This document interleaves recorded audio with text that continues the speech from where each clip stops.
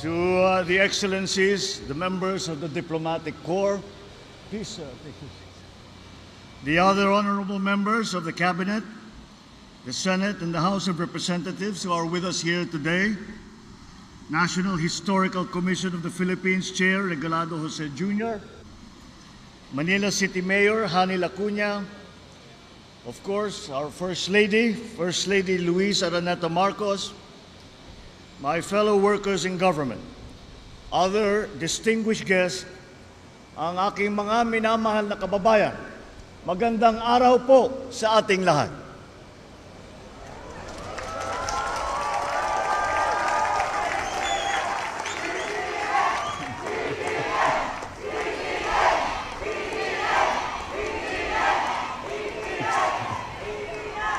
Isang 127 taon ang nakalipas na nang itinaas ang ating bandila sa Kawit, Cavite. Ngunit, bago pa man dumating ang araw na iyon, maraming buhay ang naialay, pamilyang nagkawalay, at kinabukasang nasira, makamit lamang ang kasarinlan. Sina Jose Rizal, Andres Bonifacio, Apolinario Mabini, Padre Gomez, Padre Burgos, Padre Zamora, Graciano Lopez Jaena, Emilio Aguinaldo, Melchora Aquino, at libo-libo bayaning Pilipino na hindi napapangalanan. Sila ang mga Pilipinong nag-alay ng pawis, dugo at pangarap upang makamtan natin ang kalayaang ating tinatamasa. Mula sa kanilang sakripisyo, unti-unting umusbong ang Republika ng Pilipinas. Ngunit sa batang edad ng kasaysayan ng ating bansa, hinarap natin ang hamon ng digmaang pandaigdig, ang krisis sa langis, ang globalisasyon. Sa harap ng lahat ng mga hamon na ito, unti-unting lumakas at naging isang ang ating bansa. Pinagtibay ng apoy, ng sakripisyo at ng luha.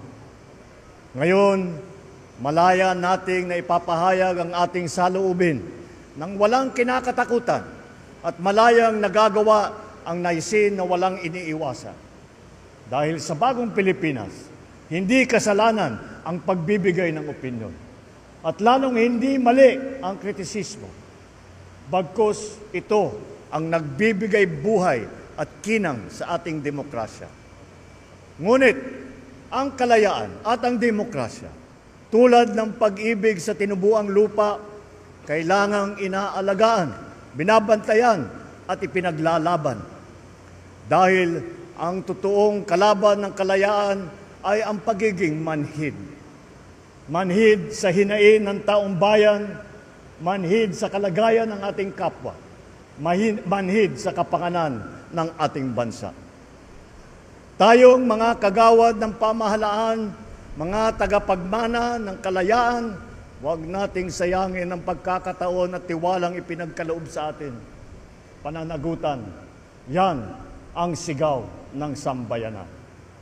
Mula sa sirang tulay, kalsada, mahal na pagkain, kakulangan ng kuryente, ang nais ng taong bayan ay tunay na pagkilos at na pagserbisyo. Ang solusyon ay ang pagpapaginhawa ng buhay ng bawat isa. Bilisan ang pagtugon sa mga ngailangan ng ating mga kababayan, taasan ang kalidad ng serbisyo at iwasto ang ating pagkukulang. Pananagutan natin hindi lang ang mga umaabuso sa tungkulin, maging ang mga nagkukulang sa paglilingkod.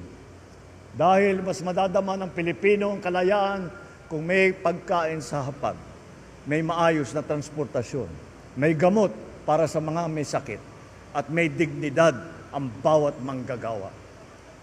At sa mga kapwa kong Pilipino, patuloy natin ipaglaban ang ating kasarinlan. Huwag natin kakalimutan na ang kalayaan ay hindi binibigay. If we look at what is happening around the world today, freedom is fleeting. Fake news, misinformation, herd mentality can erase our way of life, our culture, our value system that we hold so dear. Ang mga kasinungalingan walang hangganan, mga balitang walang katotohanan at maling impormasyon. Ito ang mga salot sa ating kalayaan. Nakakalungkot din na may ilan din sa ating mga kababayan ay pinipilit ang maling paniniwala para sa interes ng iba at hindi para sa kapakanan ng ating mga kababayan Pilipino. Maging mapanuri tayo lagi. Alamin natin ang totoo. Labanan ang mga kasinungalingan. Piliin natin maging tapat kahit walang nakakakita. Piliin natin na manindigan, lalo na kung may nagkakamali. Piliin natin ang pagkakaisa sa gitna ng pagkakaiba. Let us honor this day not just by remembering the sacrifices of our forefathers. We must live with the same courage and love of country. For freedom is not just something that we inherit, but a right that we must protect every single day. Kaya ngayong araw, habang ipinagdiriwang natin ang ating kalayaan, lalo natin paigtingin ang pagmamahal at paglilingkod sa ating minamahal na Pilipinas. Nasa ating kamay ang kapangyarihan na bumuo ng bagong Pilipinas na maaari nating ipamana sa ating mga anak at sa kanilang mga anak. Maraming salamat po. Mabuhay ang ating mga bayani, mabuhay ang sambayanang Pilipinos, at mabuhay ang bagong Pilipinas na ating araw-araw na ipinipili.